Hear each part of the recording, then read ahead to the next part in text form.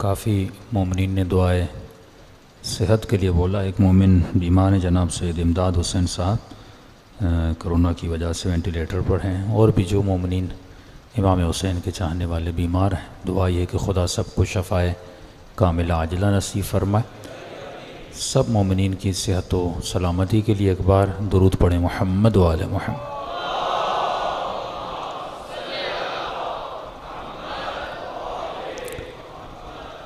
بسم اللہ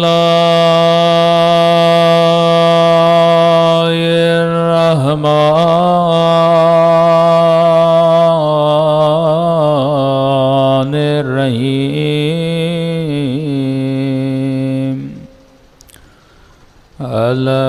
الحمدللہ رب العالمین.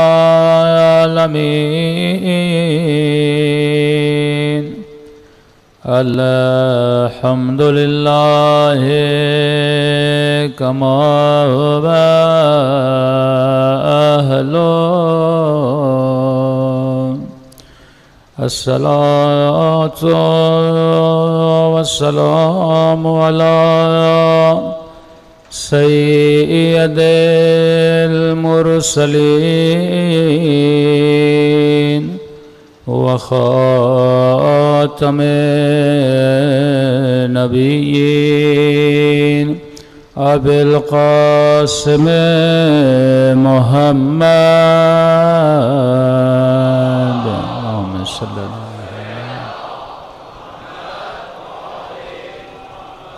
وعلی آلہ الطیبین الطاہرین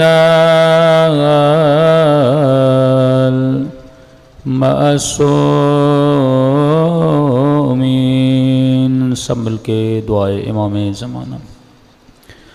الہی عظم البلاء وبرح الخفاء وانكشف الغطاء وانقطع الرجاء وضاقت الأرض ومنعت السماء وأنت المستعان وإليك المشتكى وعليك المؤول في الشدة والرخاء. اللهم صل على محمد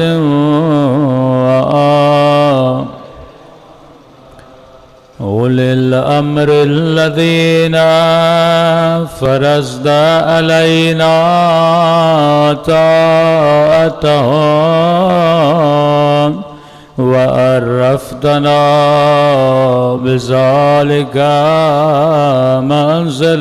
منزلتهم ففرج عنا بحقهم فرجا عاجلا قريبا كلمه البصر أو هو أقرب. سب مل کے یا محمد یا علی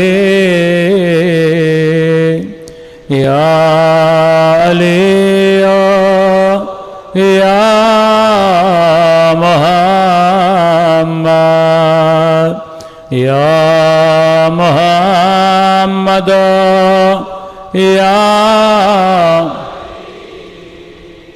یا علی یا محمد. اکفیانی فإنكما كافيا وانصراني فإنكما ناصران یا مولانا یا صاحب زمان الغاث الغاث الغاث ادرکنی ادرکنی ادرکنی الساعة الساعة العجال العجال العجال یا ارحم الراحمین صلوات پڑھیں محمد وآلہ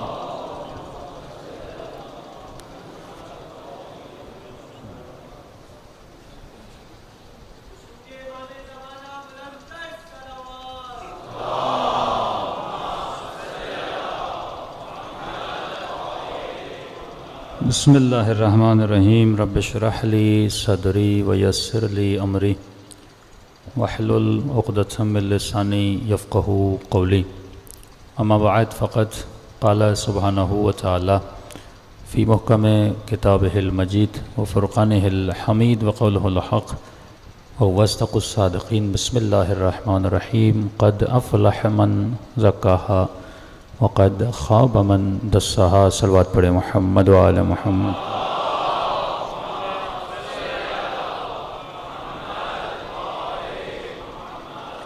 دعا ہے پروردگار عالم ہم سب کی عبادتوں کو اپنی بارگاہ میں قبول فرمائے اور جس مقصد زندگی کی وجہ سے یہ مجالس رکھی جاتی ہیں ان مقاصد میں بھی ہم سب کو کامیابیاں کامرانیاں نصیب فرما دیں مسلسل معرفت نفس کے عنوان سے گفتگو ہو رہی ہے کہ جب تک انسان اپنے نفس کی معرفت حاصل نہیں کرتا نہ اسے دنیا میں سکون ملتا ہے نہ اسے آخرت میں سکون ملتا ہے اور اس معرفت النفس کا شوق ڈیمانڈ یا موٹیو اپنے وجود میں پیدا کرنے کے لیے مختلف اسباب ہیں فرمایا تب تک انسان نفس کی معرفت کے لیے قدم نہیں اٹھاتا جب تک شوق پیدا نہ ہو آپ کے وجود میں اگر کسی چیز کا شوق پیدا ہوتا ہے تو آپ قدم اٹھاتے ہیں کوئی نہ کوئی ایسی موٹیویشن ہو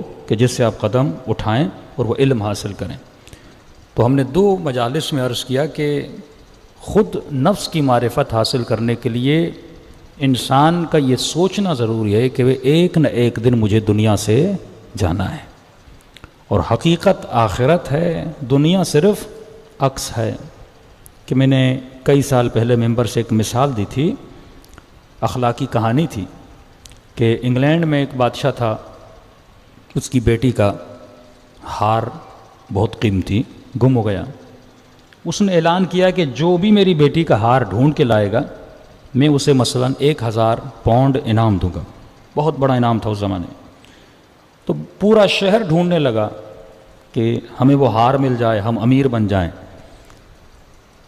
تو ایک فقیر بندہ غریب بندہ ڈھونڈتے ڈھونڈتے اس کی نگاہ ایک نالی پر پڑی گندے پانی پر پڑی نجاست پہ پڑی اور اس نجاست میں اسے وہ ہار چمکتا ہوا نظر آیا آگے بڑھا خوش ہوا کہ مجھے تو 1000 پاؤنڈ مل گئے لیکن ہار تھا گندگی کے اندر نجاست کے اندر نکالتا تو کیسے نکالتا اس نے ایک لکڑی لی اور لکڑی سے اس ہار کو نکالنے کی کوشش کی لیکن جتنی لکڑی اس گندگی میں مارتا رہا لیکن ہار نکل نہیں رہا تھا نظر آ رہا تھا نکل نہیں رہا تھا اس نے کہا شاید لکڑی سے نہیں نکل رہا خود اترا پاؤں گندے کیے کپڑے گندے کیے پاؤں سے نکالنے کی کوشش کی نہیں نکلا ہاتھ سے نکالنے کی کوشش کی نہیں نکلا یہ مبہوت و پریشان یہ ہو کیا رہا ہے نظر آ رہا ہے لیکن نکل نہیں رہا کپڑے گندے کر دیے وجود گندا کر دیا اتنے میں ایک فقیر اور درویش وہاں سے گزرا اس نے کہا کسی سے مدد لے لوں فقیر کو اپنے قریب بلایا کہ فقیر صاحب بہت بڑا انعام ہے 1000 پاؤنڈ میں آپ کو وہ چیز دکھا دیتا ہوں آدھے آپ کے آدھے میرے اس درویش نے کہا کہ سارے تیرے ہوئے بتا تو صحیح مسئلہ کیا ہے اس نے کہا یہ دیکھو اس گندی نالی کے اندر ہار پڑا ہوا ہے، میں نے نکلی سے نکالنے کی کوشش کی، ہاتھ سے نکالنے کی کوشش کی، پورا وجود میرا گندا ہو گیا، نظر آ رہا ہے لیکن نکل نہیں رہا۔ اس نے کہا بندہ خدا ہار وہاں پر نہیں ہے۔ کہا کہاں پر ہے؟ کہا اوپر دیکھ۔ اس نے اوپر دیکھا تو ہار درخت پر لٹک رہا تھا، اس کا عکس تھا جو اس گندے پانی میں پڑ رہا تھا۔ اب امیر المومنین کا جملہ سمجھ میں آتا ہے کہ کائنات عکس ہے، حقیقت جنت ہے۔ ہاں؟ تو لذتوں کو یہاں تلاش کرتا ہے اور کرتے کرتے وجود کو نجس کر دیتا ہے، حالانکہ دنیا کی کوئی ایسی لذت نہیں ہے جس میں بقا ہو۔ کھانا کھائیں گے کتنے منٹ کی لذت ہے؟ چند منٹ کی لذت ہے۔ پانی پیئیں گے چند منٹ کی لذت ہے۔ نکاح کی لذت چند منٹ کی لذت ہے۔ کسی بھی لذت میں بقا نہیں ہے، اور ہر لذت کی پھر اللہ نے یہ عجیب انسان کا سسٹم بنایا ہے کہ ہر لذت کی پھر انتہا نجاست ہے۔ بہترین کھانا ٹیبل پہ رکھا جائے کھاؤ اور انتہا ٹوائلٹ ہو جاتی ہے، نجاست ہو جاتی ہے۔ اس کا مطلب خدا کیا دکھانا چاہتا ہے؟ اے انسان، یہ جو لذت تم نے لی ہے، میں نے تھوڑی لذت تجھے عطا کی ہے صرف یہ بتانے کے لیے کہ دنیا کی لذتوں میں بقا نہیں ہے، بقا آخرت کا نام ہے، بقا قبر و قیامت کا نام ہے، بقا جنت کا نام ہے۔ تو کہیں ایسا نہ ہو تو اپنی دنیا کے لیے اپنی آخرت کو تباہ و برباد کر دے۔ تو یہ شوق اپنے بچوں کے ذہن میں آپ کو ڈالنا ہے کہ بیٹا دنیا ابدی نہیں ہے، ابدیت آخرت کا نام ہے۔ یہاں تو ایک مسافر خانے میں آیا ہے، 60 سال 20 سال 25 سال زندگی گزارے گا، اور جو بیج یہاں پہ بوئے گا وہاں پہ تجھے وہ چیز لینا پڑے گی۔ صلوات پڑھے محمد و آل محمد پر۔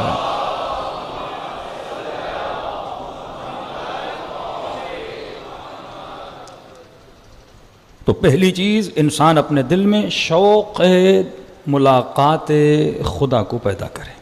جب تک یہ شوق یہ ذوق میرے اندر نہیں، اور کیسے پیدا ہوگا؟ اس کے اسباب ہیں۔ معصومین فرماتے کم از کم ہفتے میں 1 مرتبہ قبرستان جایا کر، اپنے لیے کفن لیا کر، تشییع جنازے میں شرکت کیا کر، بہت ثواب ہے، تاکہ تجھے پتہ چلے کہ ایک دن بالکل اسی طرح میرا جنازہ بھی اٹھے گا۔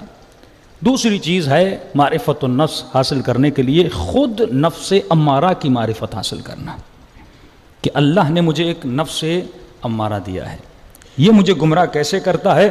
جب تک میں اس کو سدھاروں گا نہیں تب تک میرا وجود نہیں سدھرے گا۔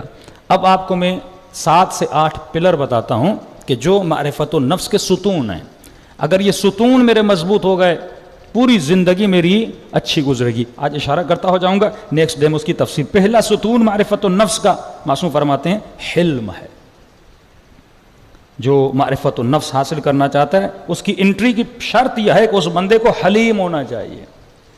مومن حلم کی صفت رکھتا ہے۔ حلم کا کیا مطلب؟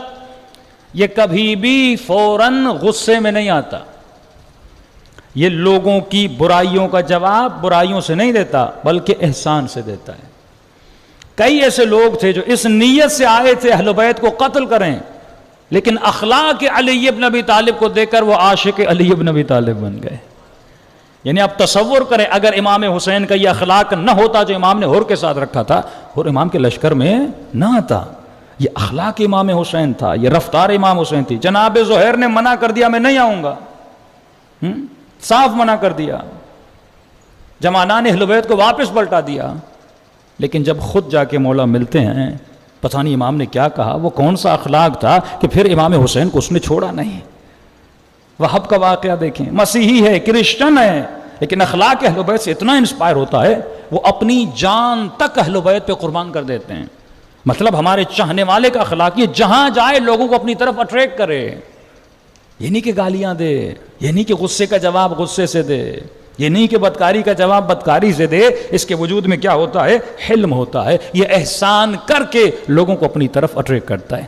دوسرا پلر جو معرفت النفس کا وہ ہے علم۔ فرمایا جو معرفت النفس حاصل، پہلی شرط یہ ہے کہ اس کا اخلاق اچھا نہیں، یہ کبھی بھی معرفت النفس حاصل نہیں کر پائے گا، یہ کبھی بھی اپنے اخلاق کو نہیں بنا پائے گا، یہ کبھی بھی اہل بیت کا قرب حاصل نہیں کر پائے گا اگر اس میں یہ جذبہ نہیں ہے۔ پہلا جذبہ یہ ہے کہ لوگ کچھ بھی کہیں لیکن تمہارا اخلاق اچھا ہونا چاہیے، تمہاری رفتار اچھی ہونی چاہیے۔ اب اسی طرح آپ میاں بیوی دیکھ لیں، طلاقیں کیوں ہوتی ہیں؟ کیونکہ حلم نہیں ہے۔ آج کسی مومن نے کہا مولانا شادیاں بھی جلدی کر رہے ہیں اور طلاق بھی لوگ جلدی لے رہے ہیں.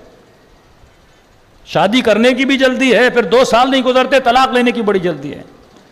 جس عورت میں حلم نہیں ہے، جس مرد میں حلم نہیں ہے، جس میں تحمل نہیں ہے، ایک دوسرے کے اخلاق کو تحمل نہیں کر سکتے، فوراً جدا ہو جاتے ہیں اور حقدار لعنت پروردگار عالم بن جاتے ہیں. لیکن اگر کسی کی جوان کی زندگی میں حلم ہو، یہ باپ حلیم ہو، یہ بیٹا حلیم ہو، نیاز والی حلیم نہیں ہے، یہ کردار والی حلیم ہے. ہاں وہ حلیم کھانے کے ہم بڑے شوقین ہیں، لیکن یہ حلم ہمارے وجود میں نہیں ہے. مجلسیں انسان کے وجود میں حلم پیدا کرتی. کہ صبر امام حسین دیکھو، کہ وہ مولا حسین کے بابا جو اپنے اشارے سے خیبر کے دروازے کو اکھاڑ دیتے ہیں. یہ پاور ولایت امیر المؤمنین، چولی کے اشرے کا موضوع بھی ولایت تھا. یہ پاور ولایت امیر المؤمنین ہے کہ اپنے اشارے سے خیبر کے دروازے کو اکھاڑتے ہیں، اور انہی کے بیٹے امام حسین ایک بد دعا نہیں دے رہے. ایک بد دعا دیں تو پورا لشکر تباہ و برباد ہو جائے. لیکن یہ امام حسین کا حلم ہے، یہ صبر امام حسین ہے. وہ صبر جناب سیدہ تھا کہ کیونکہ اگر یہ اہل بیت ہے تو رول ماڈل ہے نا. تم یہ دیکھو کہ مولا کے چہرے پر لعاب دہن پھینکا جاتا ہے، لیکن وہی مولا امیر المؤمنین صبر کرتے ہیں اور کھڑے ہو جاتے ہیں.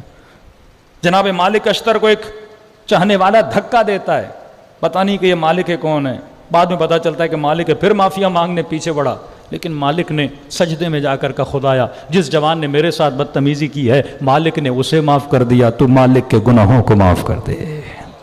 ہاں یہ کردار وَلْيَعْفُوا وَلْيَصْفَحُوا، معاف کرو اگر چاہتے ہو خدا تجھے معاف کرے، احسان کرو اگر چاہتے ہو خدا تیرے ساتھ احسان کرے. تو جب تک یہ صفات، یہ پلرز میرے وجود میں نہیں ہوں گے تب تک میرے وجود میں نفس کی معرفت نہیں بڑھ سکتی. صلوات پڑھے محمد و آل محمد.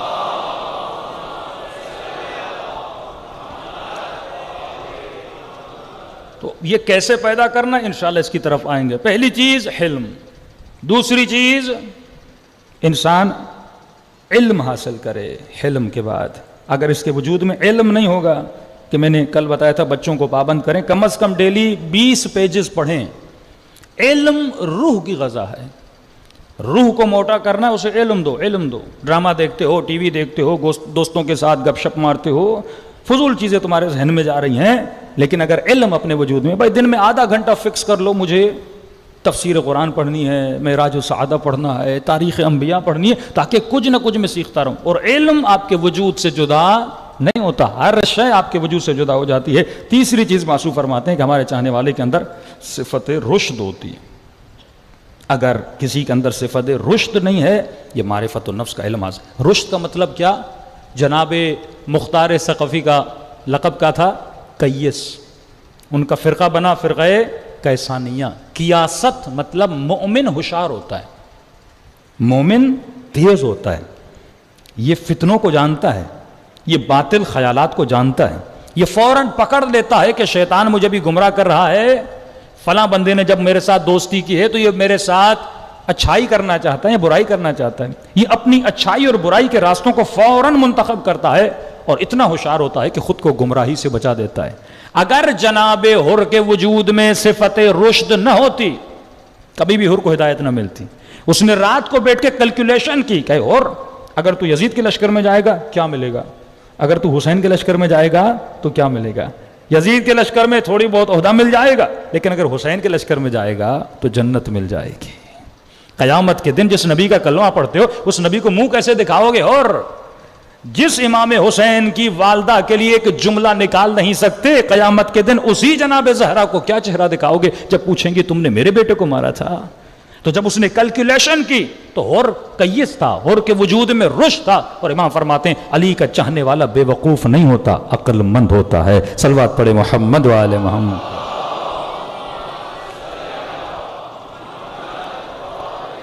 چوتھا پلر معرفت النفس کا. یہ صفات جب پلرز بنتے جائیں گے نفس آپ کا بلند ہوتا جائے گا، آپ کی روح بلند ہوتی جائے گی.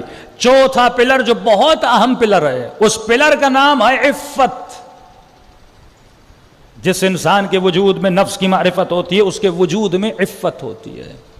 اگر عفت نہ ہو تو انسان بے غیرت بن جاتا ہے. اور سب سے بڑی ذمہ داری جو آج کے شیطان میڈیا کی ہے وہ یہی ہے کہ جوانوں کے ذہنوں سے عفت کو ختم کر دیا جائے. اس خاتون کے وجود سے عفت کو ختم. اور عفت کیسے ختم ہوتی ہے یہ ہم آگے آئیں گے. عفت کو ختم کرنے میں سب سے بڑا جو کردار ادا کرتا ہے وہ آپ کا نفس امارہ ہے. وہ سب سے پہلے تلاش کرتا ہے کہ آپ کے دل میں کس چیز کی لذت ہے. وہ اس لذت کو آپ کے سامنے کھڑا کرتا ہے اور اس لذت کو حاصل کرنے کے لیے آپ کی عفت کو آپ سے لے لیتا ہے. ایک خاتون کو مال چاہیے, دولت چاہیے, وہ اس کو مال دیتا ہے, وہ اسے شہرت دیتا ہے, اس کے نتیجے میں اس کی عفت کو کیا کرتا ہے, لے لیتا ہے.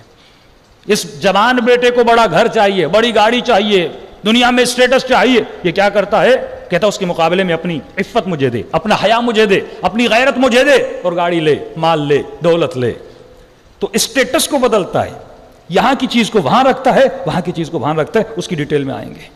تو فرمایا سب سے بڑا کام جو شیطان کا ہے معاشرے سے عفت کو ختم کریں. اور جب عفت ختم ہو جاتی ہے تو انسان بے حیائی میں چلا جاتا ہے. جب عفت ختم ہو جاتی ہے تو انسان بدبخت بن جاتا ہے. تبھی کیا فرمایا, انسان یہ جتنے میں نے حیوان خلق کیے ان سے سبق لے. اگر میں نے کسی کو نجس بنایا ہے تو نجس کیوں بنا, اس میں بھی میں نے تمہارے لیے درس رکھا ہے. کتا اللہ کی مخلوق ہے, نجس ہے, اس کتے میں بھی درس رکھا ہے. تو دیکھ کہ کتا اپنے مالک کے ساتھ کبھی بے وفائی نہیں کرتا. جس در کا نمک کھاتا ہے اس در کی نمک حلالی کرتا ہے. تو ماں کے پیٹ سے لے کر ابھی تک میں نے تجھے نمک دیا, میں نے تجھے رزق دیا, میں نے تجھے مال دیا, تو کم از کم تیرے اندر ایک نجس حیوان جتنی تو وفا ہونی چاہیے. تو انسان ہے, لیکن اگر کسی کے اندر اس کتے جتنی بھی وفا نہیں ہے, قرآن کہتا ہے اولئک کالانعام بل ہم اضل, یہ حیوان سے بدتر ہے. حضرت عیسیٰ نے کسی سے پوچھا, یہ بتاؤ اگر کوئی تمہارے ساتھ احسان کرے تو کیا کرے گا؟ کہ اللہ کے نبی میں بھی احسان کروں گا. کہا یہ تو کتے کی صفت ہے, وہ احسان کے بدلے میں احسان کرتا ہے. انسان کا درجہ یہ ہے اگر کوئی تیرے ساتھ احسان نہ کرے تو پھر بھی علی کی طرح اس پر احسان کر. یہ درجہ انسانیت ہے. یہ تو صفات حیوان کی صفات ہے. خنزیر کو نجس قرار دیا, کیوں؟ کیونکہ اس میں عفت نہیں ہے. اگر تو اس کا گوشت کھائے گا تیرے وجود سے بھی عفت ختم ہو جائے گی. ویسٹرن ورلڈ میں مرد کی مرد سے شادی ہو رہی ہے, خاتون کی خاتون سے شادی ہو رہی ہے, قوانین پاس کیے جا رہے ہیں گے کے نام سے, لیسبین کے نام سے. یہ کیوں؟ عفت ختم کی جا رہی ہے. اگر انسان میں شعور ہوتا, عقل ہوتا, آج تک تم نے کبھی دیکھا کتا کتے سے شادی کرے, حیوان حیوان سے شادی کرے؟ لیکن انسان کے وجود سے جب عفت ختم ہو جاتی ہے یہ خفت کے دروازے میں چلا جاتا ہے, یہ بدبختیوں کے دروازے پہ چلا جاتا ہے. معاشرے سے اگر عفت ختم ہو جائے, سب سے بڑی ذمہ داری جب ایک اسٹیٹ کی ہوتی ہے وہ کیا ہوتی ہے کہ اپنے معاشرے میں عفت کو بڑھائے, اپنے کلچر میں عفت کو بڑھائے, اپنی ٹی وی میں عفت کا درس دے. کہ میں نے اس دن بعد کی بات لوگوں نے کہا مولانا آپ نے یہ مثالیں کیوں دیں؟ کہ میں نے کہا اگر آج کسی کو قومی ہیرو بنایا جا رہا ہے تو ایک ایسی خاتون کو جس میں عفت ہی نہیں ہے. کیا اس ملک میں ریلیجیس عورتیں کم ہیں جنہوں نے اس ملک کے لیے کچھ کیا ہو, اس ملک کی خواتین کے لیے کچھ کیا ہو, کوئی ایجوکیشنل ورک کیا ہو؟ لیکن کسے ہیرو بنایا جاتا ہے اس سال نہیں پتا کس کو بنایا گیا. جو ایکٹریسز ہیں, جو بے حیا ہیں, جو بے عفت ہیں, ان کو بنایا جاتا ہے تاکہ یہ آپ کا چھوٹا بچہ ہے نا, آپ کی چھوٹی بچی ٹی وی پہ دیکھے گی, ہاں بھائی آج قومی ہیرو کون بنا؟ ایک بے عفت ترین عورت, ایک بدبخت ترین عورت جس نے پوری زندگی اللہ کی نافرمانی کی, لہذا آپ کے بچے کے لیے وہ ہیرو بن جائے گی نا. رول ماڈل بناتے ہیں یہ لوگ, بے عفت ترین لوگوں کو رول ماڈل بناتے ہیں. یہ جتنا فیشن خواتین میں آتا ہے, ذرا سوچیں کہ ہم فیشن کن خواتین سے لے رہی ہیں. کائنات کی بے عفت ترین عورتیں آپ کے لباس کی ماڈل بن جاتی ہیں, آپ کے میک اپ کی ماڈل بن جاتی ہیں, وہ زندگی کے رول ماڈل بن جاتے ہیں. اور یہی مرد سوچے کہ اگر میں جس کو اپنا رول ماڈل بنا رہا ہوں, اب باریک چیزیں اس ممبر سے بیان نہیں کی جاتی, ایون عزاداری میں جو ہم پہنتے ہیں کرتے ہیں سب کچھ آپ دیکھیں ہمارے اسٹائل کن سے ملتے ہیں, وہ جو بے عفت ترین لوگ ہیں ہم ان کو کاپی کر رہے ہوتے ہیں. یہی تو شیطان کا کام ہے نا, ہم آزاد کرتا ہے وہ نفخات نفاسات, یہ قرآن بتاتا ہے, وہ تمہارے رول ماڈل بناتا ہے تاکہ تو اس کو فالو کرے. اور جب معاشرے سے عفت ختم ہو جاتی ہے تو بڑے دھڑلے سے لوگ باہر نکلتے ہیں, جلوس نکلتا ہے ان بدبختوں کا. ویسٹرن ورلڈ میں یہ باہر جلوس نکالتے ہیں بڑی بے عفتی سے, بے حیائی سے, کہ جو نیچر کے خلاف ہے اس کے باہر آتے ہیں. مختلف انہوں نے شیطانی ٹولے بنائے ہوئے ہیں. اور یہاں تک کہ پاکستان کی سینٹ میں ایک بندے نے بل لانا چاہا کہ پاکستان میں بھی ہم گے کا قانون لانا چاہتے ہیں. بھائی انہوں نے کہا یہاں نہیں ہو سکتا. کہا نہیں پاس نہ کرو, ہمارا یہ مقصد نہیں کہ تم یہ قانون پاس کرو, کم از کم اس قانون کی قرارداد ایک دفعہ پیش ہو جائے. تاکہ لوگوں کے کانوں میں بات جائے اور ان کو عادت ہو جائے کہ ایک دن پاکستان میں یہ بھی ہو سکتا ہے۔ تو جب معاشرہ بے عفت ہو جاتا، اب جب عفت ہی نہیں ہے، اس میں حیا ہی نہیں ہے، تو کیا ہو جاتا ہے؟ یہ کبھی بھی اللہ کی اطاعت نہیں کرے گا۔ یہ وہی عفت تھی جو امام حسین، کہ امام زین العابدین 40 سال اکبر پہ اتنا نہیں روئے، قاسم پہ اتنا نہیں روئے، اپنے بابا پہ اتنا نہیں روئے، کہ شہادت تو ہمارا ورثہ ہے نا، لیکن کس چیز پہ رو رہے تھے؟ ماؤں بہنوں کی چادروں پر۔ یہ وہ غم تھا جو امام سجاد کو کیا گیا کہ امام کی دعا کے جملے ہیں، قد سقطت امی، اے کاش میری ماں نے مجھے سخت کر لیا ہوتا، میں وہ بازار کا منظر نہ دیکھتا کہ شرابیوں کے بیچ میں ہماری مائیں بہنیں کھڑی تھیں۔ یہ عفت ہے، یہ عفت ہے جو اہل بیت کے وجود کے اندر تھی، اور ان کی آنکھوں سے خون کے آنسو بہتے تھے۔ تو جس کے اندر عزت نفس نہیں ہے اس کی عفت۔ اور بس اس بھائی کو غیرت نہیں آتی، بہن پردہ کرے نہ کرے، حجاب کرے نہ کرے، کیونکہ اس کی تربیت ایسی ہوئی ہے، ایک ایسی سوسائٹی میں اس کی تربیت ہوئی ہے، اس کے اندر عفت کی کوئی ویلیو نہیں رہی۔ اس شوہر کے لیے کوئی ویلیو نہیں ہے میری بیوی چادر پہنتی ہے کہ نہیں پہنتی۔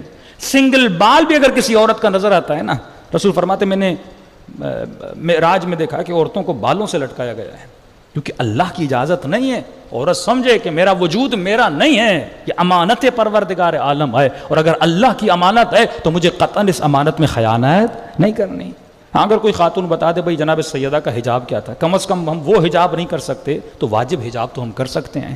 یہ جوان پوچھے کہ مولا علی کی غیرت کا معیار کیا تھا، اگر اتنی غیرت تمہارے اندر نہیں ہے تو کم از کم سمپل غیرت تو انسان اپنے وجود میں پیدا کر سکتا ہے۔ تو اگر یہ چیزیں، یہ پلرز انسان کے وجود میں نہ ہو، کبھی بھی وہ معرفت و نفس حاصل نہیں کر سکتا۔ صلوات پڑھے محمد و آل محمد۔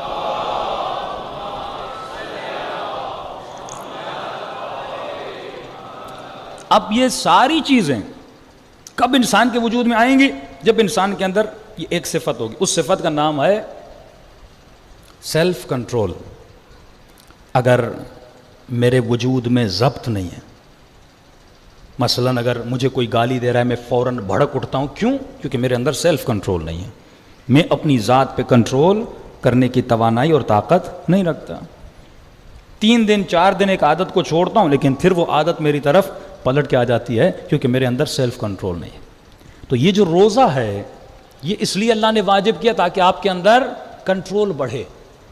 میں ہمیشہ مثال دیتا ہوں، جس طرح آپ باڈی بلڈنگ کرتے ہیں تو جتنا ایک ہی دن میں کوئی باڈی بلڈر نہیں بنتا، ریپیٹڈلی آپ کو ویٹ اٹھانا پڑتا ہے تب جا کے آپ کے مسلز مضبوط ہوتے ہیں۔ بالکل اسی طرح آپ کے برین کے اندر بھی مسلز ہیں۔ یہ برین کے مسلز کب مضبوط ہوتے ہیں؟ جب آپ ایک کام کو ریپیٹڈلی کرتے ہیں، اتنا کرتے ہیں آپ کے برین کے مسلز مضبوط ہو جاتے ہیں۔ اب آپ کا ول پاور مضبوط ہوتا ہے، جب ول پاور مضبوط ہوتا ہے تو وزڈم پاور مضبوط ہو جاتا ہے، اور آپ کے اندر کنٹرول پیدا ہو جاتا ہے کہ جو انسان دن میں 3 بار کھائے، خدا کہتے ہیں اب نہیں کھاؤ۔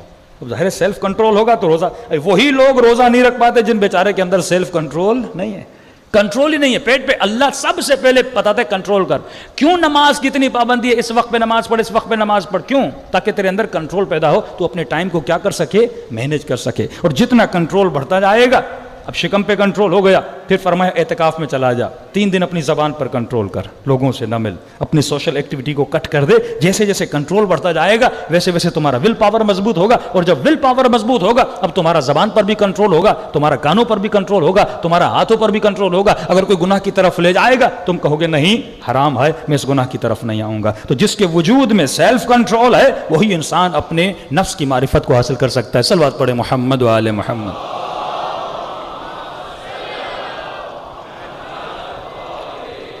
اب اس نفس کے خلاف مجھے جنگ کیا لڑنی ہے؟ مولا فرماتے ہیں سب سے بڑا جہاد اور سب سے بڑی کوشش جو انسان کو کرنی ہے وہ اپنے نفس کے خلاف کرنی۔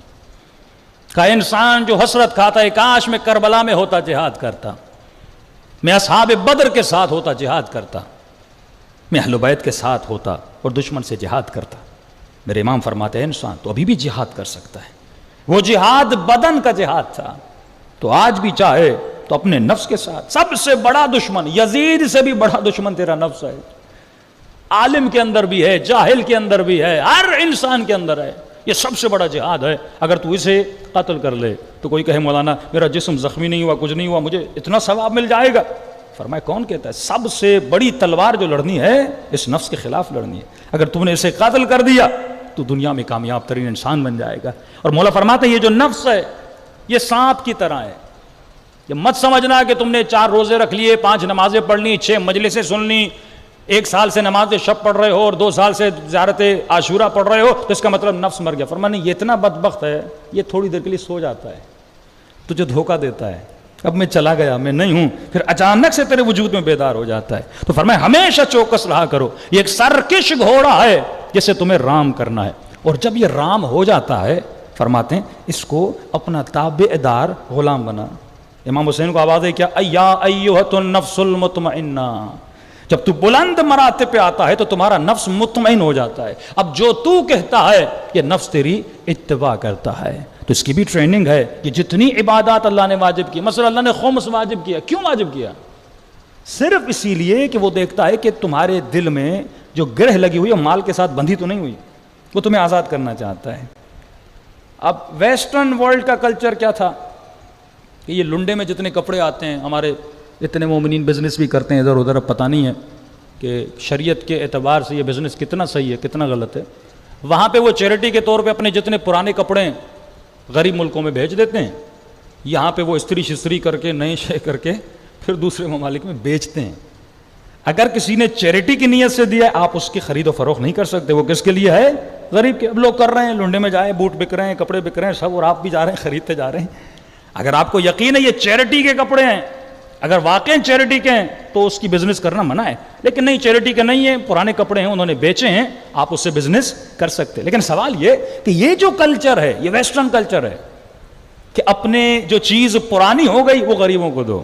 جو کلچر علی بن ابی طالب کا ہے، تنفقون مما تحبون، جو پرانا ہے وہ اللہ کی راہ میں نہیں دو، جو تجھے پسند ہے.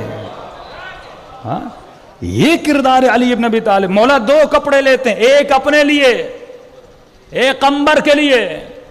درزی نے 2 کپڑے جدا کیے، ایک اعلیٰ کپڑا تھا ایک تھوڑا سادہ سا تھا، اس نے اعلیٰ مولا کو دیا، جو ہر آدمی کرتا ہے غلام کے لیے سادی چیز لیتا ہے اپنے لیے اچھی لیتا ہے، اور جو سادہ تھا وہ قمبر کو دیا. امام نے کہا ایسا کیوں کر رہا ہے؟ جو اچھے والا ہے وہ قمبر کو دے، جو سادہ والا ہے وہ علی کو دے. قمبر نے کہا مولا آپ آقا، آپ مولا، آپ اچھا لباس پہنے. فرمایا قمبر علی بوڑھا ہو چکا ہے، تو جوان ہے، جوانوں پر اچھی چیزیں اچھی لگتی ہیں، ہاں تو معیاری چیز پہن.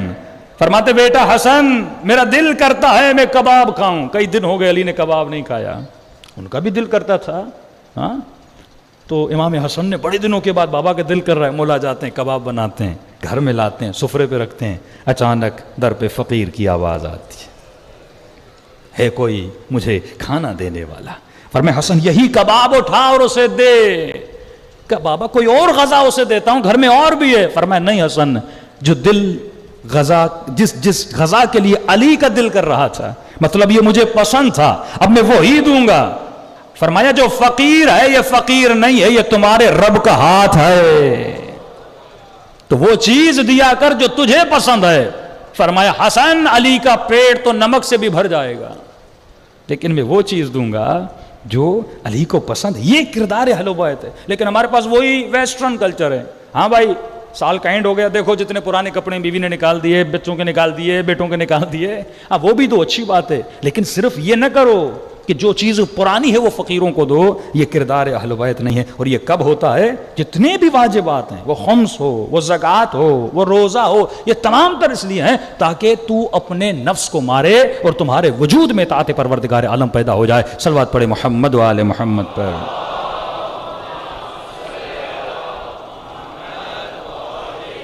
تو ایک تو تمہارے نفس کو یہ جہاد پسند نہیں ہے، وہ نہیں چاہتا کہ تم یہ کام کرو. دوسرا تمہارے نفس کو یہ پسند نہیں تم اس پہ کنٹرول کرو. تیسرا اس نفس بدبخت میں ایک عادت ہے، یہ راحت طلب ہے. کیا ہے؟ راحت طلب، سکون طلب، آسائش طلب، لگژری لائف اسٹائل کا شوقین ہے. اس کو راحتیں اچھی لگتی ہیں. کل میں نے کہا تھا نا کہ خدا نے جہاں پہ اپنا کعبہ بنایا وہ دنیا کی سخت ترین جگہ، ہاں زمین ذی زرع، جہاں پہ سبزہ وبزہ کچھ بھی نہیں. اب انہوں نے خوبصورت بنایا ہے لیکن آج بھی اتنا. اب کئی مومن کہتے ہیں مولانا اللہ کعبہ سوئٹزرلینڈ میں بنا دیتا، کسی اچھی جگہ پہ بنا دیتا، کشمیر میں بنا دیتا تاکہ ہماری زیارت کی زیارت اور سیاحت کی سیاحت ہو جاتی. لیکن اللہ نے کہاں پہ بنایا؟ جو سخت ترین زمین، سخت سے سخت ترین گرمی، تاکہ جب تو اللہ کی عبادت کے لیے آئے تو جسم کی راحت کو تلاش نہ کرے. ہاں کئی لوگ کربلا کی زیارت کے لیے جاتے ہیں 5 اسٹار ہوٹلوں میں رہ رہے ہیں. یہ تم نفس کو راضی کر رہے ہو. یعنی زیارت حسین پر بھی اگر وجود جا رہا ہے تو نفس کیا کہہ رہا ہے؟ بھائی مجھے 5 اسٹار ہوٹل میں رہنا ہے.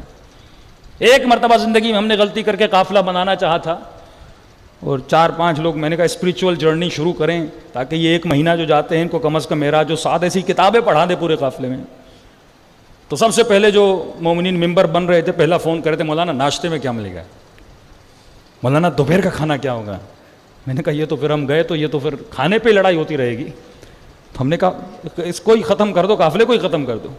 تو جو زیارت پہ جا رہے وہ راحت طلبی کی تلاش میں ہے, اس کی سوچ یہی ہے کہ بسترا کون سا ملے گا, جگہ کیسے ملے گی, وہاں پر بھی سکون کی تلاش میں ہے. حالانکہ کربلا میں اصل جو سکون ہے وہ زیارت حسین ابن علی ہے. ہمارے کچھ ایسے دوست بھی تھے جو نئی کربلا اوپن ہوئی تھی, وہ اپنے ساتھ صرف ایک سلیپنگ بیگ ہوتا تھا ان کا, وہ ساتھ لے گئے. صبح کو جا کے امام کی زیارت کی, بین الحرمین میں بیگ بچھا لیا, رات کو سو گئے, پھر اٹھے, وہیں پر واش روم وغیرہ تھے, وہیں پہ نہانے کی جگہ تھی, نہا لیا, 4 جوڑے گئے, امام حسین کی سکون سے زیارت کر کے آ گئے. اور یہ گیا ہزاروں ڈالر ہزاروں روپے ضائع کر کے آیا اور پورا دن ہوٹل میں سویا رہا. بڑی اسپیڈ والا وائی فائی بھی اس کو مل گیا. زیارت 1 گھنٹے کی اور 6 گھنٹے بندہ موبائل پہ بیٹھ رہا ہے. اور زیارت بھی کرنے جا رہے تھے, پوری توجہ حسین پر نہیں ہے, خود پر ہے. ہاں بھائی ایک سیلفی میری تو نکال دے, 4 فوٹو تیرے تو نکال دے, گھر بھیجنے ہیں, اماں کو بھیجنے, اور وہاں پر بھی لائیو بیٹھ کے اپنے ماں باپ سے باتیں کر. بھائی یا تو حسین سے بات کرنے آیا ہے یا رشتہ داروں سے باتیں کرنے آیا ہے. ہاں تو کس کی زیارت؟ اپنی لگ ایسے رہا, یہ حسین کی زیارت کرنے نہیں گیا, لوگوں کو اپنی زیارت موبائل پہ کرانے گیا ہے کہ میں کھڑا ہوں پیچھے امام حسین کا حرم ہے. اپنا وقت ضائع نہ کرو, 6 دن بھی وہاں پر ہو, 6 گھنٹے سو, اور سب سے زیادہ وقت امام حسین کے حرم میں گزارو. اور عبادت صرف ہی نہیں جا کر نماز پڑھو, کوئی اچھی کتاب لے کے امام کے حرم میں بیٹھ جاؤ, اچھی چیزیں مل جائیں گی, دعا کرو مولا مجھے اس پر عمل کرنے کی کوشش کرو. راتوں کو جا کے مسجد سہلا میں نمازیں پڑھو. مسجد کو 1 دن بس جاتی ہے مسجد کوفہ میں, اور نمازیں تو ایسے پڑھاتے ہیں 100 کی سپیڈ ہوتی ہے. کیا فائدہ ہے اس نماز کا؟ یہ مقام ابراہیم ہے, یہ مقام فلاں کا, یہ مقام فلاں, دوڑتے ہوئے مومنین نمازیں پڑھتے ہیں. اس نماز کا کیا فائدہ؟ یہ تو اٹھک بیٹھک ہے, نماز نہیں ہے. نماز سکون کا نام ہے. ایک دن جا کے 2 نمازیں پڑھ کے آؤ, دوسرے دن جا کے 4 نمازیں پڑھ کے آؤ. اتنا پیسہ جو تم ہوٹلوں میں خرچ کرتے ہو اس سے زیادہ ہے کہ تم 5 دن ایکسٹرا وہاں پہ رہ لو تاکہ تمہاری زیارت اطمینان سے ہو جائے.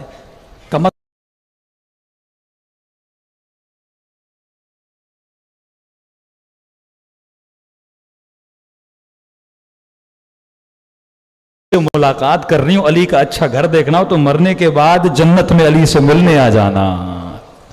حقیقی محل اہل بیت کے وہاں ہیں, حقیقی گھر جس کی تمنا کرتے ہو کہ اے خدا مجھے جنت میں علی ابن ابی طالب کا ہمسایہ بنانا. یہاں بڑے بڑے بنگلے والے, لیکن وہاں پہ اصل میں یار تو وہ ہے نا کہ تمہارا وہاں پر, یہاں کے گھر تو چھوڑ کے جاؤ گے آج اپنا, پھر بیٹے کا, پھر پوتے کا, پھر پتہ نہیں کس کا, لیکن وہاں کا جو گھر ہے وہ ہمیشہ تیرا ہی تیرا رہے گا. کوشش کرو کہ یہاں کے گھروں کی تختیوں کو مت سجاؤ, جنت کے گھروں کی تختیوں کو سجاؤ. صلوات پڑھے محمد و آل محمد.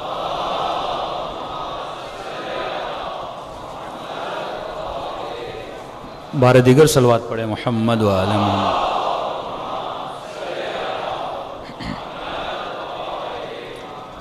دوسرا فرمائیے راحت طلب بھی ہے, چوتھا یہ نفس بدبخت لذت پرست ہے. اس کا جو دھوکہ ہے وہ لذت ہے. اب ہر انسان کا معیار الگ ہے. اکثر لوگ کہتے ہیں کہ مولانا, علماء فرماتے ہیں کہ خدا کا شکر کرو کہ تم کوفے کے ماحول میں نہیں تھے. شکر خدا کرو کہ اتنوں سالوں کے بعد یہاں پیدا ہوئے ہو اور آج تم 14 کے 14 معصومین کے ماننے والے ہو. کیونکہ بڑا مشکل ہوتا ہے انسان جب ایک برے ماحول میں بڑا ہوتا ہے, وہاں پہ جو انسان کو دعوتیں ملتی ہیں. اب ہر انسان کی لذت الگ ہے, ہر انسان کا نشہ الگ ہے. کہ میں نے کسی جگہ پہ کہا تھا لوگوں کا نشہ, کسی کا نشہ چرس ہے, کسی کا نشہ شراب ہے, کسی کا نشہ نگاہ حرام ہے, کسی کا نشہ فلمیں دیکھنا, کسی کا نشہ کرکٹ کھیلنا. ہر بندے کا نشہ الگ ہے. مولویوں کا نشہ کیا ہے؟ کوئی نشے سے بچا ہوا نہیں. یہ حدیث معصوم ہے کہ کسی کا نشہ حکومت, کسی کا نشہ پیسہ, کسی کا نشہ دولت, کسی کا نشہ اچھی آواز. فرمائے مولویوں کا نشہ ہے واہ واہ. یہ مولویوں کا نشہ ہے، یہ ذاکروں کا نشہ ہے کہ جب ان کو کوئی واہ واہ کرتا ہے تو انہیں کیا ہوتی ہے؟ خوشی ہوتی ہے، کیونکہ ذات کی واہ واہ ہوتی ہے۔ اسی لیے فرمائے کہ جب بھی واہ واہ کرو، یہ واہ واہ کرنا گناہ بھی ہے، یہ واہ واہ کرنا ثواب بھی ہے۔ کہ مولا گناہ کب ہے، ثواب کب ہے؟ کہ جب واہ واہ کرنے والا واہ واہ کرے ذاکر کو، کسی شخص کو، تو گناہ ہے، لیکن اگر واہ واہ کرنے والا واہ واہ کرے اس ذکر کو جو ذاکر کر رہا ہے، تو پوری رات بھی کرے تو کیا ہو جاتا ہے؟ عبادت ہو جاتا ہے۔ تو ہر انسان کا اپنا نشہ ہے، ہر انسان کسی نہ کسی نشے میں مبتلا ہے۔ ضروری نہیں کہ اگر مجھے ڈرامہ اچھا لگتا ہے تو آپ کو بھی لگے، ضروری نہیں کہ آپ کو مثلاً سگریٹ کا نشہ ہے تو دوسرے کو بھی ہو، ضروری نہیں کسی کو گھٹکے کا نشہ ہے تو دوسرے بندے کو بھی ہو، کسی کو مال کا نشہ، کسی کو حسن کا نشہ، کسی کو اچھی آواز کا نشہ۔ تو فرمایا یہ جو نفس ہے یہ تجھے لذتوں میں مبتلا کرتا ہے۔ اب یہ تجھے چیک اینڈ بیلنس کرنا ہے کہ میرے اندر کون سا نشہ ہے کہ جس کو میں ختم کروں اور اس کے ختم ہونے کے بعد میں اپنے نفس پر کیا کر سکوں؟ کنٹرول کر سکوں۔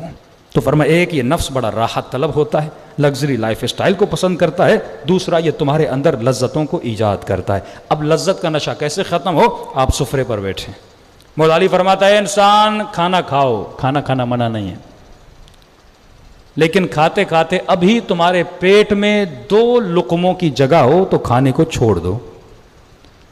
بعض مومنین تو ایسے ہیں کہ لقمہ جاتا نہیں، پیچھے سے دھکا بھی دینا پڑتا ہے۔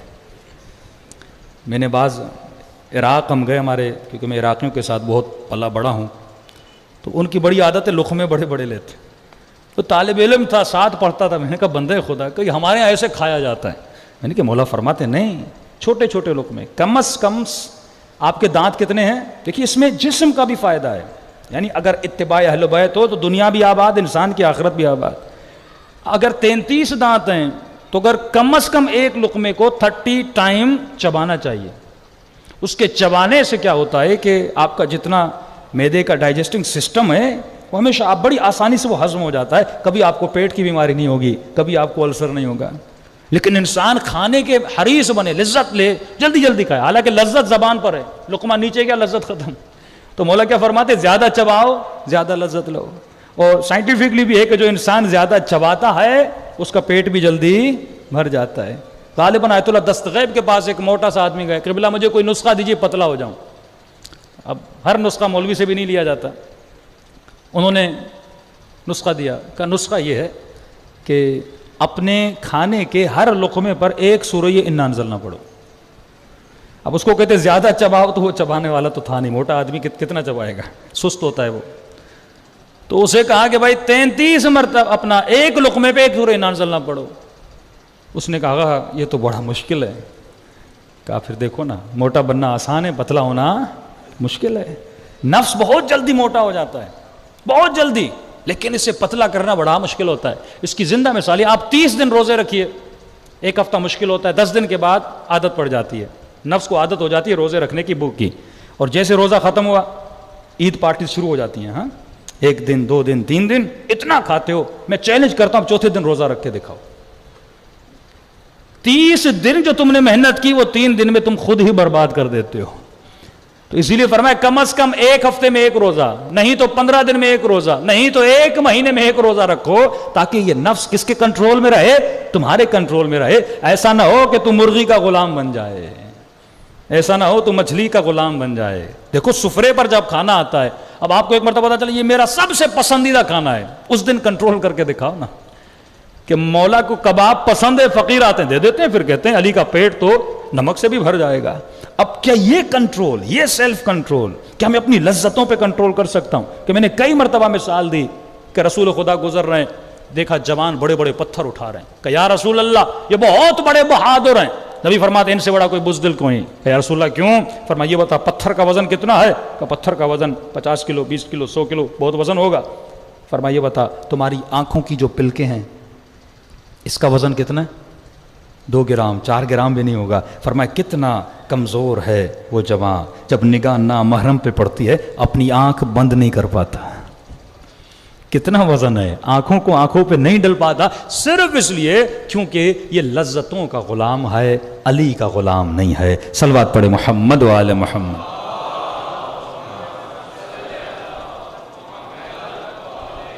محمد وعجل فرجہ. تو جب تک انسان اپنی لذت پرس بنے گا تو کبھی بھی علی کی ولایت کے اندر داخل نہیں ہو سکتا. جب تک ڈھونڈے یہ تمام تر چیزیں آپ ڈھونڈیں کہ میری کمزوری کیا ہے, میری ویک پوائنٹ کیا ہے. وقت بہت جلدی سے گزر رہا ہے. فرمایا ایک چیز معرفت النفس حاصل کرنے سے پہلے عزت نفس کا خیال رکھنا ہے. Self respect. جس انسان میں عزت نفس نہیں ہے وہ انسان گناہ کرتا ہے. جس انسان میں عزت نفس نہیں ہے وہ اہل بیت. تو پہلے اپنی عزت کرنا سیکھ. بچوں کو سیلف ریسپیکٹ کا درس دیجیے. ہم کیا کرتے ہیں, بچوں کو ضائع کر دیتے ہیں.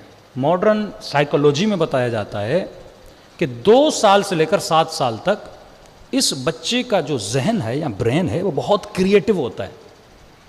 تبھی آپ دیکھتے ہیں نا بچے, چھوٹے چھوٹے بچے ہر چیز میں ہاتھ ڈالتے ہیں. گلاس رکھا وہ توڑ دیا, کوئی چیز لائے اس کو کھلونا لے کر آیا, باپ بڑا مہنگا, بچے نے توڑ دیا, بچے کو مارنا شروع ہو گیا. کتنی مہنگی چیز ہے, اب بچہ ہے اس کو کیا بتا. کیونکہ خدا نے اس کا ذہن کریٹو بنایا. وہ ہمیشہ تلاش میں رہتا ہے, تجسس میں رہتا ہے, تحقیق میں رہتا ہے, ریسرچ میں رہتا ہے کہ یہ کیا ہے. لیکن اگر فرماتے ہیں اکثر لوگ 99% لوگ اپنے بچوں کو ڈانٹ کر مار کر ان کا جو کریٹیوٹی ہے وہ کیا کر دیتے ہیں, تباہ و برباد کر دیتے ہیں. میں ساؤتھ افریقہ کے میں نے چند یہودیوں کا لائف اسٹائل پوچھا کہ یہ ظاہر یہودی بڑے ذہین ہیں, دنیا میں سب سے زیادہ PhD ہولڈر آپ دیکھیں سارے یہودی ہیں, دنیا کے بڑے سے بڑے بزنس ایسے ہی تو نہیں سنبھالے ہوئے نا, انہوں نے محنت کی ہے. تو وہ اتنی اپنی شریعت کی پابندی کرتے ہیں کہ پوری ایک مجلس اس پہ ہو سکتی ہے. مثلا ان کی خواتین 6 مہینے کے بعد کوئی کھانا نہیں کھاتی. کیا کرتی ہیں, زیادہ تر دودھ اور کھجور. ان کی شریعت میں کہ حضرت مریم نے بھی کھجور کھائی تھی, اور یہ سائنٹیفکلی بھی ثابت ہے کہ جو خواتین کھجور کھاتی ہیں بچہ طاقتور بھی ہوتا ہے. اور کیا کرتی ہیں, 6 مہینے کے بعد کوئی زیادہ کام نہیں کرتی. ان کے سامنے ایک بورڈ رکھا جاتا ہے, اس بورڈ پر میتھمیٹک کے مسئلے, کیمسٹری کے مسئلے, جتنے بھی علمی مسائل ہیں ان کو کیا کرتی ہیں, سولو کرتی ہیں. ڈیلی بیسس پہ یہی کرتی ہیں. کوئی اور ایکٹیویٹی, ٹی وی دیکھنا, گانے دیکھنا, ادھر جانا ادھر جانا, ادھر گھومنا نہیں. یہ 4 مہینے, جب سے بچہ 4 مہینے کے بعد بچہ بن جاتا ہے, اس میں روح آ جاتی ہے, تو اس کے بعد یہ جتنی بھی عقلانی کام ہے, میتھمیٹیکلی کام ہے, اگر وہ پڑھی ہوئی ہے تو بکس پڑھتی ہیں, ایسے کام کرتی ہیں. اب جب یہ بچہ دنیا میں آتا ہے تو کیا بنتا ہے, ہوشیار بچہ بن جاتا ہے. وہ تباہی جو 4 سال کا حافظ قرآن, اس کی ماں نے یہی کہا نا, کہتا جب سے یہ بچہ میری شکم میں آیا میں ڈیلی بیسس پہ کوشش کرتی تھی 4 جز 5 جز قرآن کی پڑھتی تھی, اور سب سے پہلے بچے کی سماعت ایکٹیو ہو جاتی ہے. میں گھر میں یہ قرآن کھول کے رکھتی تھی.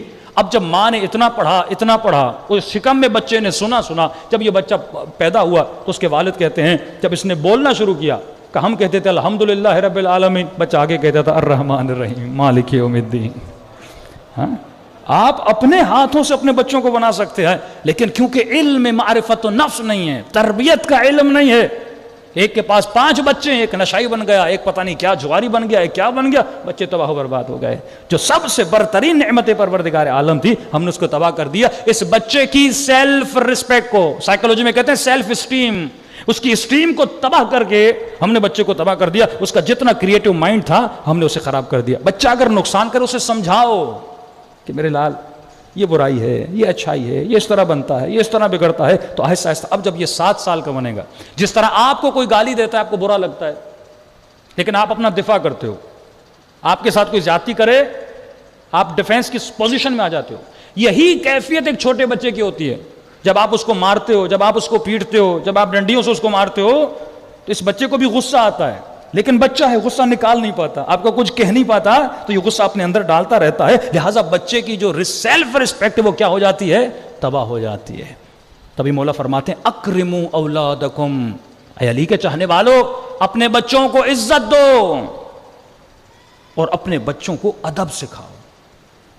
اگر پوری رات اور دن ماں باپ آپس میں لڑتے رہیں گے بچہ ادب سیکھے گا. ایک دوسرے کو گالیاں دیتے رہیں گے یہ بچہ ادب سیکھے گا. پوری زندگی یہ دیکھے کہ بابا امی سے لڑتے رہے, امی بابا سے لڑتے رہے, یہ کبھی بھی با ادب نہیں بنے گا.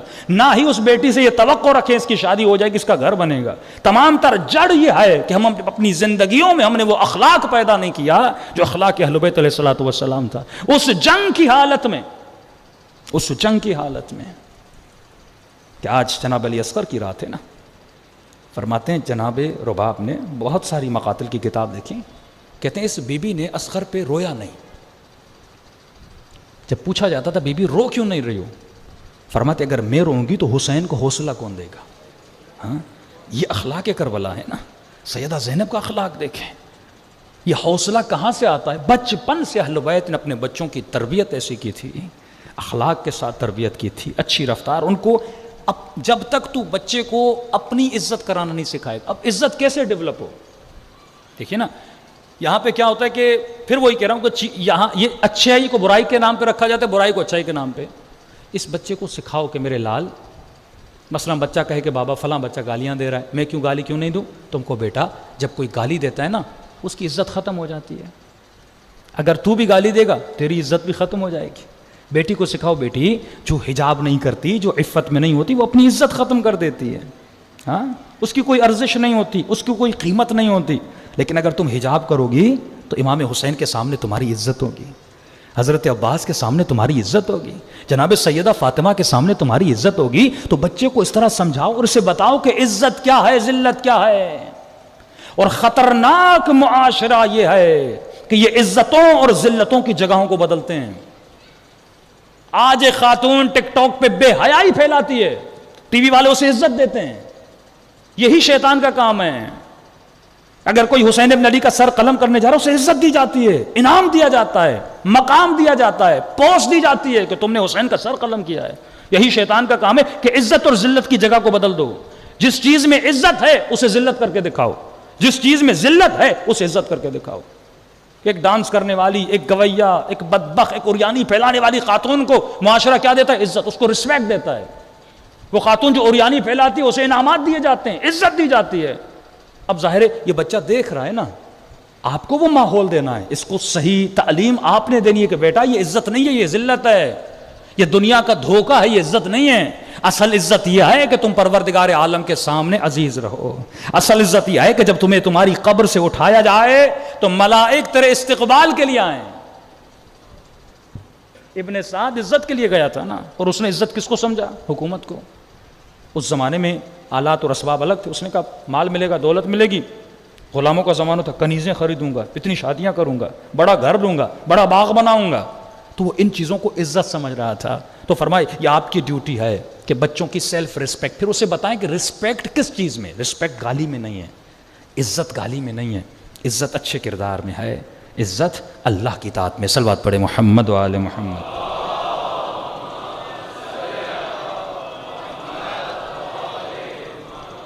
بار دیگر صلوات پڑھے محمد و آل محمد.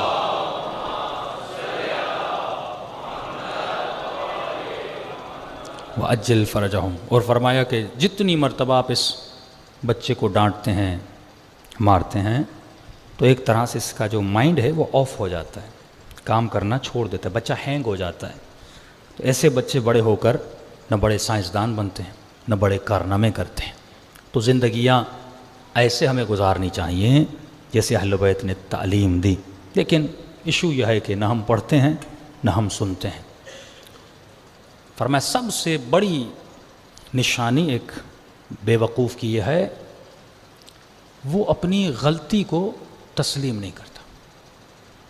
اسے پتہ بھی ہوتا ہے میں غلط ہوں لیکن کرتا ہے، لاپرواہ ہوتا ہے.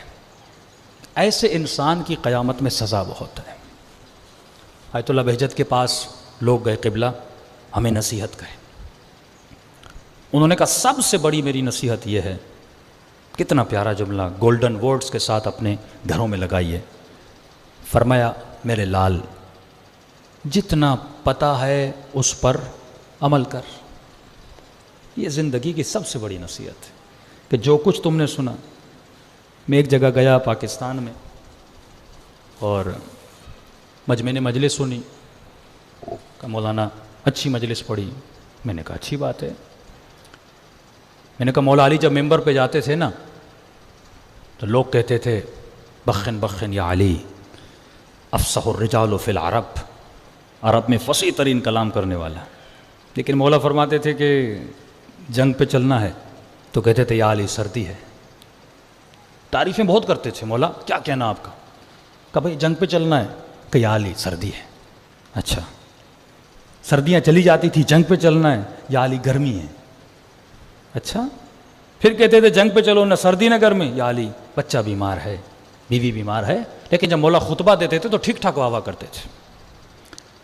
تو میں نے مجمع کو کہا کہ سارے امام حسین کے ماننے والوں، میں نے کہا کتنے لوگ خمس دیتے ہیں، اپنا ہاتھ اٹھائیں. تو بڑی مشکل سے اس مجمع میں 6-7 لوگوں نے ہاتھ اٹھایا. اس کا مطلب ہم سنتے سب ہیں. اچھا اس سے پوچھو واجب ہے؟ کہتے ہاں واجب ہے. دیتے کیوں نہیں؟ اس کا کوئی جواب نہیں. نماز واجب ہے؟ ہاں مولانا واجب ہے. بھائی پڑھتے کیوں نہیں؟ اس کا کوئی جواب نہیں. شریعت کے جتنے واجب احکامات ہیں، وہ خمس ہو، وہ زکوٰۃ ہو، وہ داڑھی ہو، مختلف چیزیں ہیں، سب جانتے ہیں واجب ہے، لیکن بھائی تم کرتے کیوں نہیں؟ اس کا مطلب یہ ہے کہ میرے اندر مقام تسلیم نہیں ہے. میں اپنے نفس کو، اپنی خواہش کو ترجیح دے رہا ہوں. کس کی خواہش پر؟ اہل بیت علیہ الصلوۃ والسلام. یہی جہاد ہے. یہی تسلیم تمہارے اندر آ جائے تو تمہیں خدا وہ مقامات عطا کرے جس کا تم نے تصور نہیں کیا. کہ امام حسین جیسا امام، اللہ کی آواز آتی ہے حسین، بس تیرا رب تجھ سے راضی ہو گیا، اب اپنے رب کی طرف پلٹ کے آ جا. ایک شکایت کی امام حسین نے اپنے خدا سے، اے خدا میں امام ہوں، میں معصوم ہوں، میرا بچہ کیوں مارا جا رہا ہے، میرا اکبر کیوں مارا جا رہا ہے؟ لیکن نہیں، سیدہ زینب نے ایک شکایت کا جملہ ملتا ہے، فرماتی ہیں ما رأیت الا جمیلا، ہم نے حسن کے علاوہ. تو سب سے بڑی بیماری ہے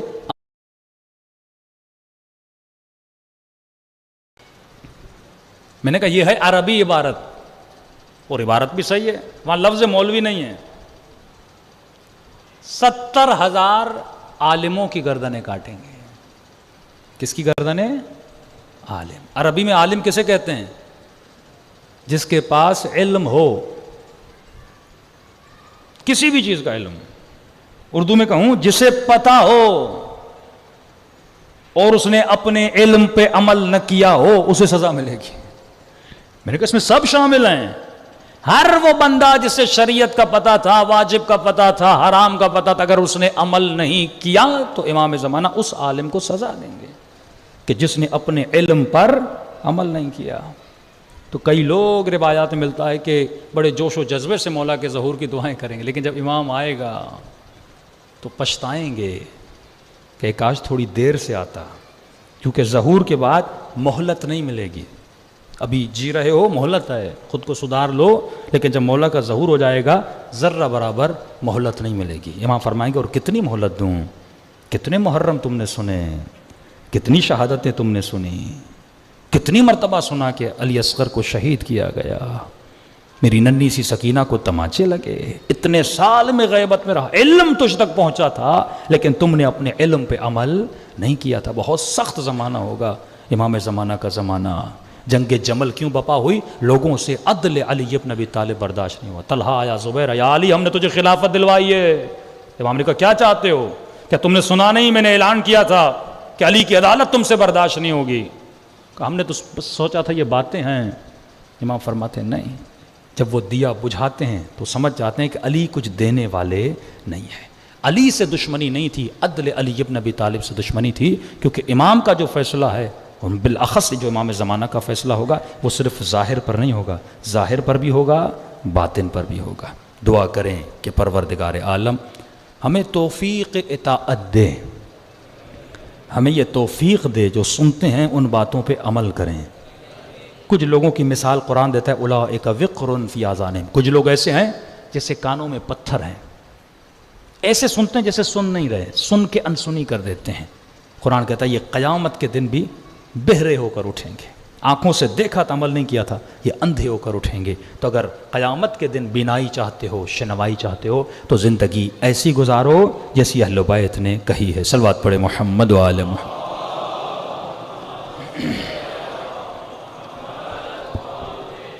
آئیے آج ایک ننھے سے باب الحوائج کی رات ہے، حاجتوں کی قبولیت کا دروازہ جناب علی اصغر.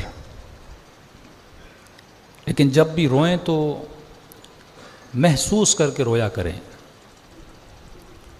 کہ جناب رباب پہ کیا گزری ہوگی. محسوس نہیں کریں گے نا آپ کو وہ احساس نہیں ہوگا اہل بیت پہ کتنی بڑی مصیبت آئی تھی.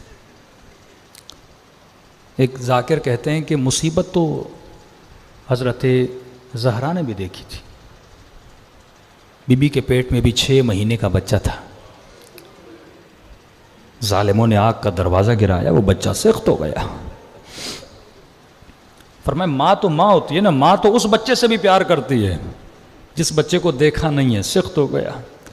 لیکن فرمایا وہ بچہ جب گر جاتا ہے نا تو ماں کے جو زخم کے گھاؤ ہے نا جلدی بھر جاتے ہیں کیونکہ بچے کو دیکھا نہیں ہے.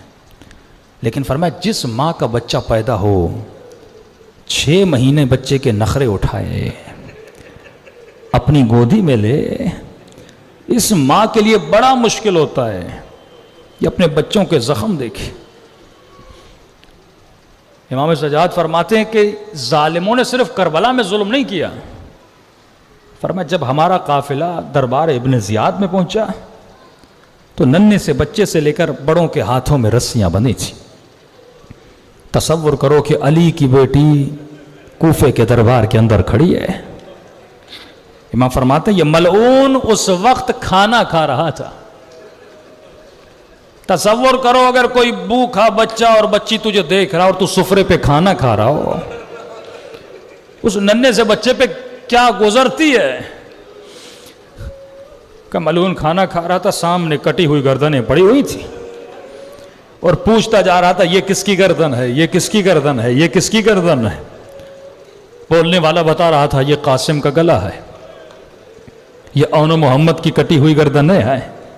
ایک مرتبہ اس نے کہا کہ یہ حسین کے جوان بیٹے علی اکبر کا سر ہے.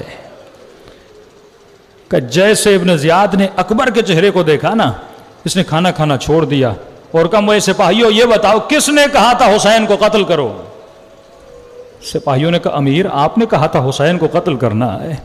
فرمایا اگر مجھے پتا ہوتا حسین کے پاس اکبر جیسا بیٹا ہے میں تجھے کبھی نہ کہتا حسین کو قتل کرو. کہا کیوں؟ کہ جس کا ایسا بیٹا دنیا سے چلا جائے وہ خود ہی مر جاتا, اسے تجھے مارنے کی ضرورت نہیں تھی. اب تصور کرو رباب پہ کیا گزری ہوگی. جب ایک عورت کا دودھ خشک ہو جاتا ہے, کچھ حالات میں خشک ہوتا ہے, ایسے خشک نہیں ہوتا. فرمایا صبح سے شام تک خیموں میں لاشیں آ رہی تھیں, کبھی کسی شہید پہ گریا, کبھی کسی شہید پہ گریا. یہ بی بی اتنا روئیں کہ آنکھوں کا پانی بھی خشک ہو گیا تھا. بچوں کی خیموں میں کیا کیفیت ہے. سیدہ زینب فرماتی ہیں ایک مرتبہ خیمے میں گئی, ایک 4 سالہ بچہ آیا, کہا پھپھی اماں بہت پیاس لگی ہے. میں نے کہا میرے لال پانی نہیں ہے. کہا پھپھی اماں جو عقیل کے خیمے ہیں نا, عقیل کے بچوں کا خیمہ, شاید وہاں پہ پانی پڑا ہو. بی بی زینب فرماتی ہے میں جانتی تھی وہاں پانی نہیں ہے, لیکن بچے کا دل رکھنے کے لیے میں بچے کو اس خیمے میں لے گئی. لیکن جیسے جیسے جا رہی تھی 2 اور بچے مل جاتے تھے, 4 اور بچے آ گئے, یہاں تک کہ 25 بچے جمع ہو گئے. جب اس خیمے میں پہنچی تو وہاں بھی پانی کا ایک قطرہ نہیں تھا. کہ جہاں پہ مشک پڑا تھا بچوں نے اس جگہ پہ خود کو گرا دیا تاکہ جسم کو تھوڑی ٹھنڈک مل جائے. یہ پھر بھی 4-5 سال کے بچے تھے, لیکن تصور کرو علی اصغر پہ کیا گزری ہوگی. سیدہ زینب فرماتی ہے میں نے دیکھا رباب نے اپنی قمیص کو لیا اور اس قمیص سے اپنے بچے کو ہوا لگانے لگی کہ شاید میرے بچے کے بدن کی حرارت کم ہو جائے. یہ باب الہوا جائے, یہ باب الہوا جائے. ایک ظاہر کربلا گیا, کہتا ہے میں نے دیکھا کہ یہ اکبر, یہ قاسم, یہ گنج شہداء, لیکن میں نے بڑی کوشش کی مجھے پتہ چلے کہ علی اصغر کی قبر کہاں ہے. بہت ڈھونڈا, بہت پوچھا, لیکن پتہ نہیں چلا. خواب کے عالم میں دیکھا امام حسین ہے. امام نے فرمایا اے ظاہر آج کے بعد میرے اصغر کو تلاش نہ کرنا, میرے اصغر کی کوئی قبر نہیں ہے. کہ مولا پھر علی اصغر کہاں ہے؟ فرمایا سجاد نے اصغر کو میرے سینے پہ رکھ لیا تھا.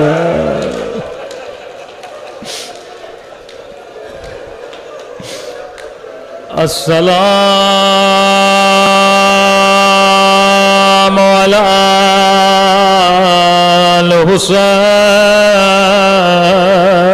الحسين وعلى علي ابن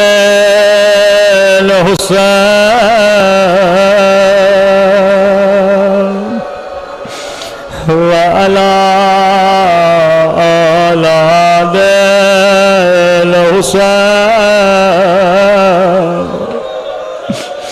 وعلى أصحاب الحسين میرا سلام ہو رباب کی اجڑی ہوئی گودی پہ اللہ کسی ماں کو ننھی سی گردان نہ دکھائے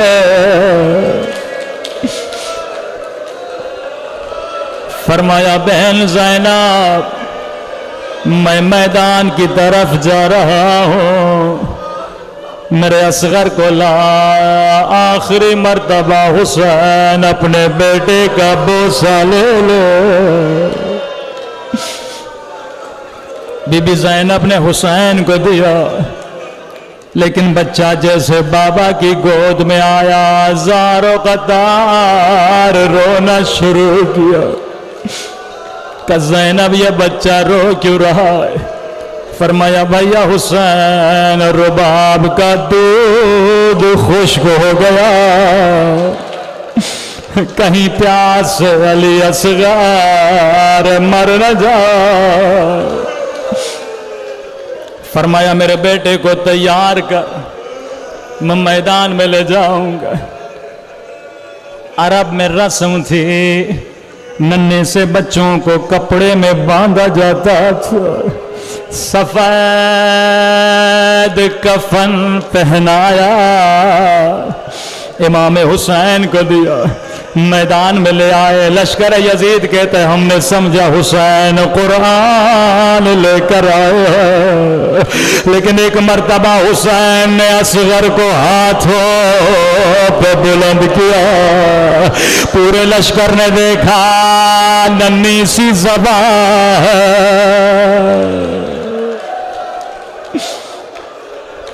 عجیب جملے امام حسین کے فرمایا اے لشکر یزید اگر تیری دشمنی ہے تو حسین سے یہ بتا میرے 6 مہینے کے بچے نے تیرا کیا بگاڑا ارے تیرے گھوڑے بھی پانی پی رہے لیکن میرا علی اصغر پیاسا ہے روایت کے جملے ہیں ابھی حسین کا کلام ختم نہیں ہوا تھا ایک مرتبہ 3 پھل والا تیر علی اصغر کے گلے میں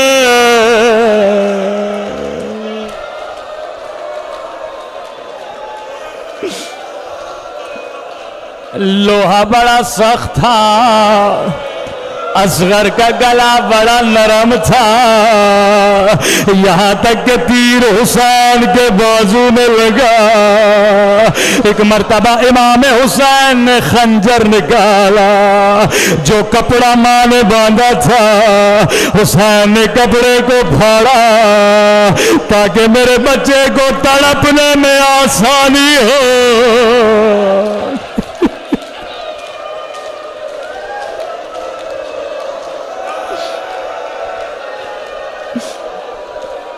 شب عاشور اعمال عاشور کرو گے مستحب ہے 10 قدم آگے جاؤ 10 قدم پیچھے آؤ حسین چاہتے تھے کبھی خیمے کے اندر جائے لیکن سوچتے تھے ماں کو کیا بتاؤں گا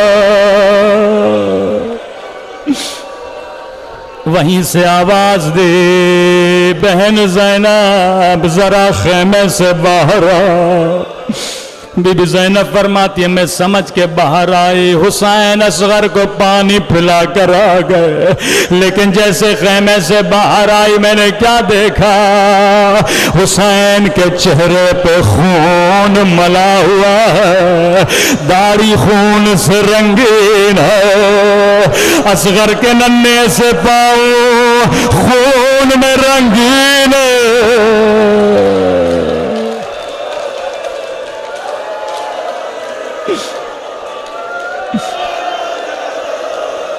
کہ زینب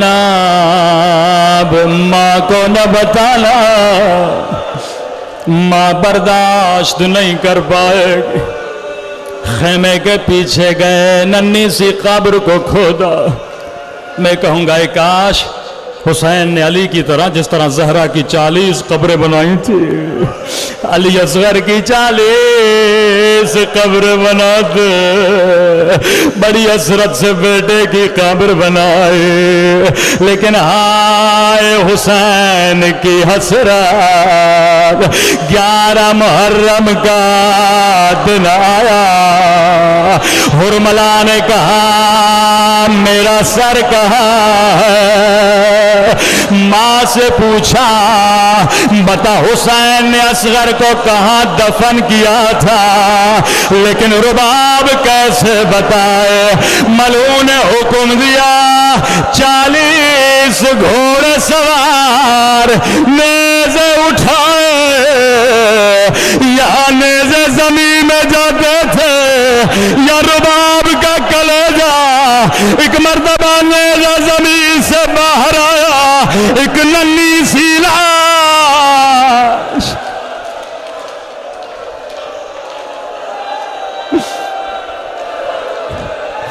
نیزہ زمین سے باہر آیا، ننھا سا لاشا۔